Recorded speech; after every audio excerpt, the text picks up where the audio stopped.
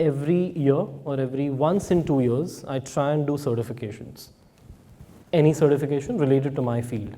So I try and do certifications every year because every year I feel I'm getting outdated because there's so much happening in market, there's so much happening outside. And specifically I did that when I was with FedEx. So what is it that you want to do? So at that point in time, for me, company was very important. Over a period of time, job enhancement became important, right?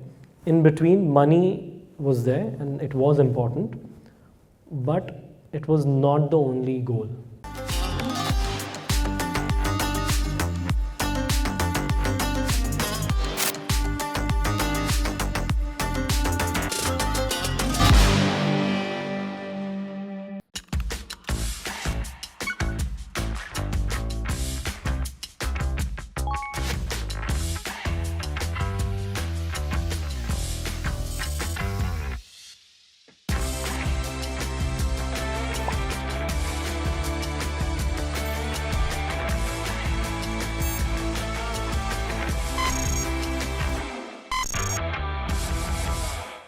I look forward to an insightful, fantastic session by Santosh. Can I request you all to give a big round of applause for him?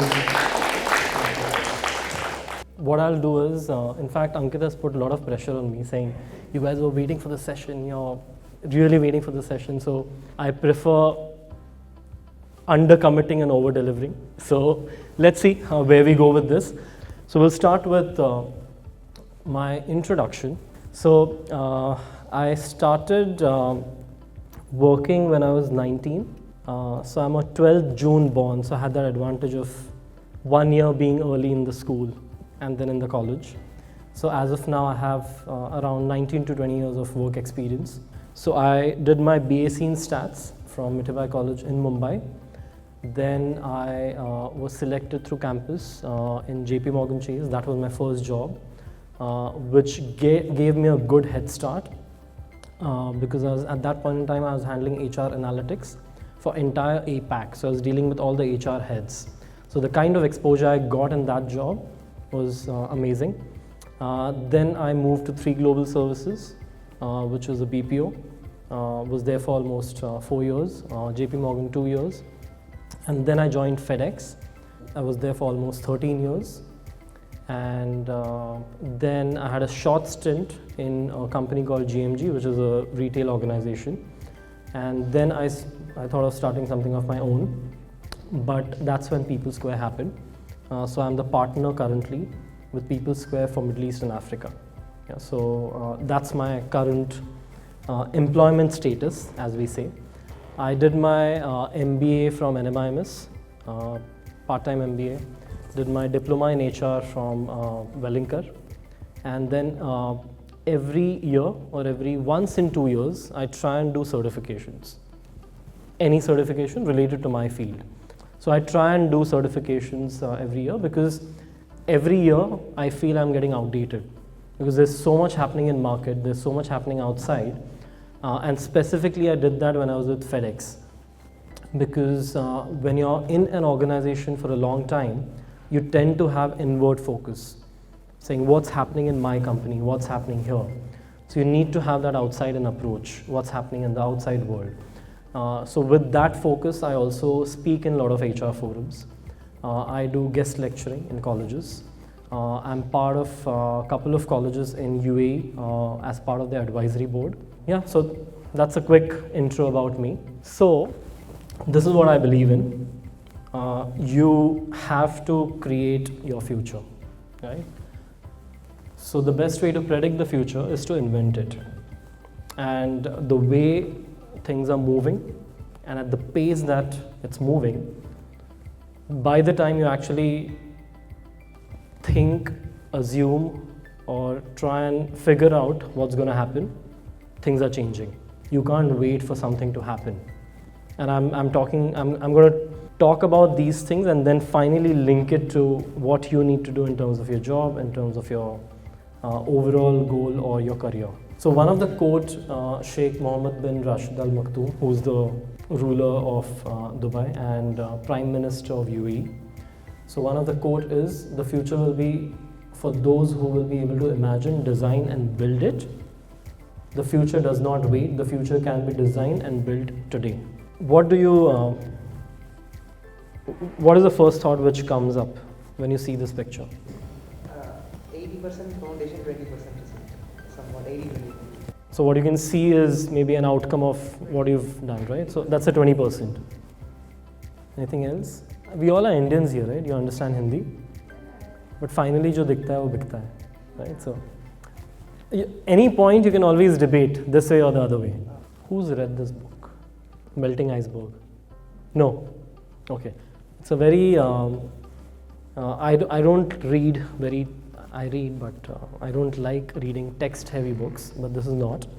A lot of pictures, and it's about iceberg melting and how penguins actually are curious, how they save their own little world by doing what they do. The point here is how curious you are. In a corporate, you'll always have someone, you go with an idea, you'll have someone who'll say no, right?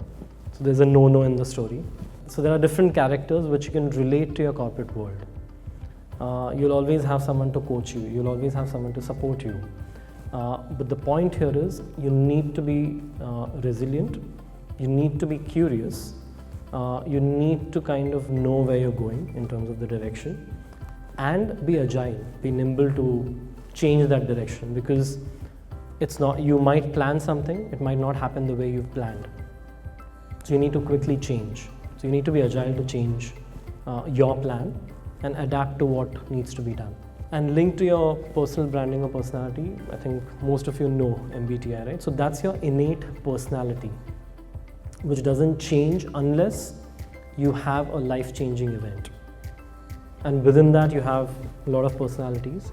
There are in total 8 types. You have extraversion, introversion. It doesn't mean introvert, extrovert. It means how you draw your energy means extraversion or introversion.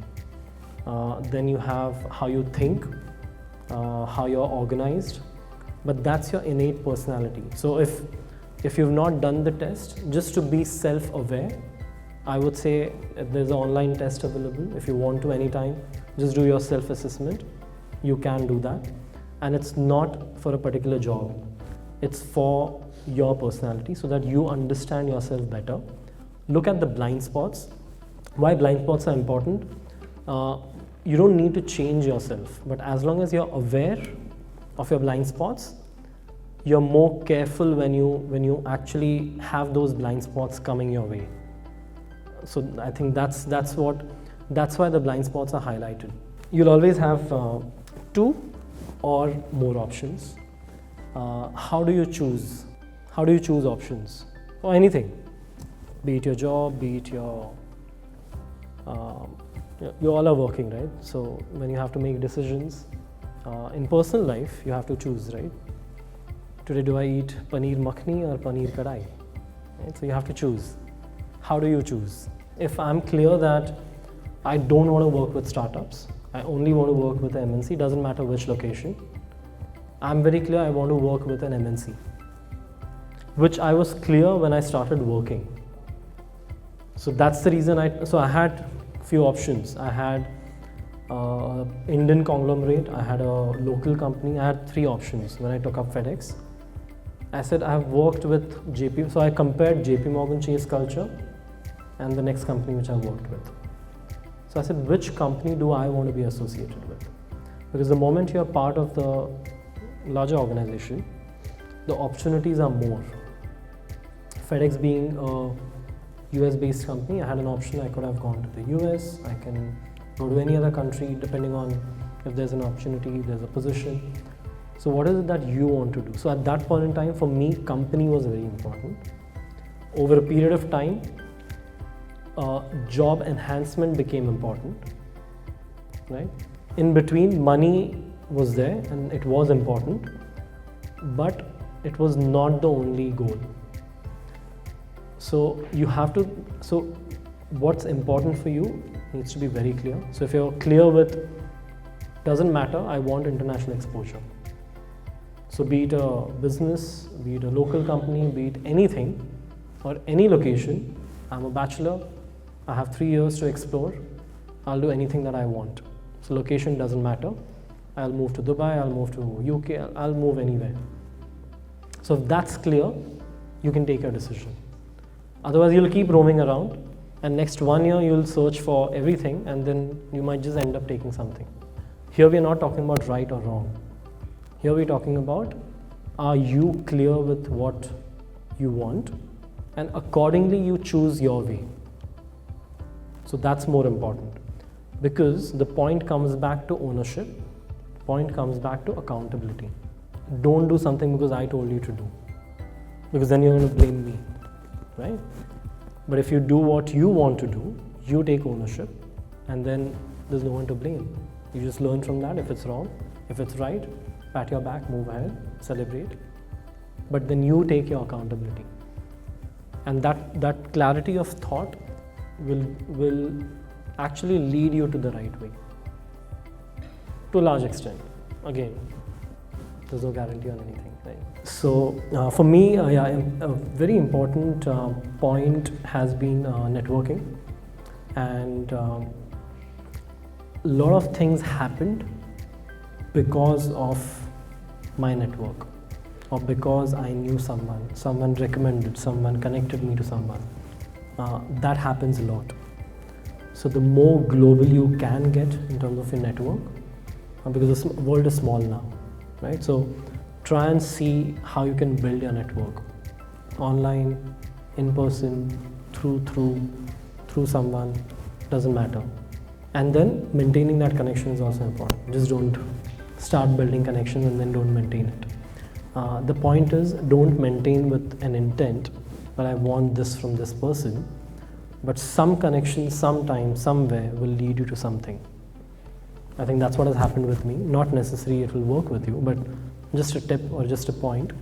A lot of things happen over networking. So just keep that in mind. Whenever you go anywhere, try and build that connect. Can anyone tell me what future of work looks like? You want to work remotely? You're happy with that? And you require humans to do more niche and critical thinking roles rather than your manual mundane work. So I think that's what is happening now. When any transactional job, it can be done, right? So if you clearly know these are the 10 things that needs to be done, why can't you program it? Why can't a bot do it? And a lot of companies have HR bots. They have a lot of things. In fact, FedEx, it's called Roxo. They have a bot who delivers. So in the US, they are trying in the markets. They got that in Dubai. So any short deliveries that the bot can do, the bot will do. You actually don't need couriers to deliver anything, right? So a lot of jobs are getting replaced with bots, with technology. My submission is, I don't know what the future of work is. We can predict maybe 1 year, maybe we can predict 2 years, but the way at the speed that technology is moving, I've heard there are bots who can emote and who can sense emotions, but at the same time, not to a level which humans can do. So when we talk about empathy, when we talk about understanding others, understanding self, so there are a lot of these elements which a bot cannot do, which we can do. So think about from a skill point of view, if you want to be a leader, what are the skills that a leader should have in future? Getting work done, anyone can do. But in terms of coaching, in terms of having those conversations, in terms of vision, purpose, so what is it that you want to drive as a leader? So think about those skills and start looking at how you can get there and how you can create a niche for yourself.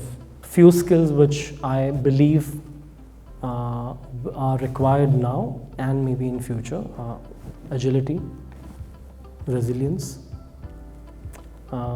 change management, because that's required now and it's happening. Innovation. So these are just top of my mind in terms of skills that are really required now and for future.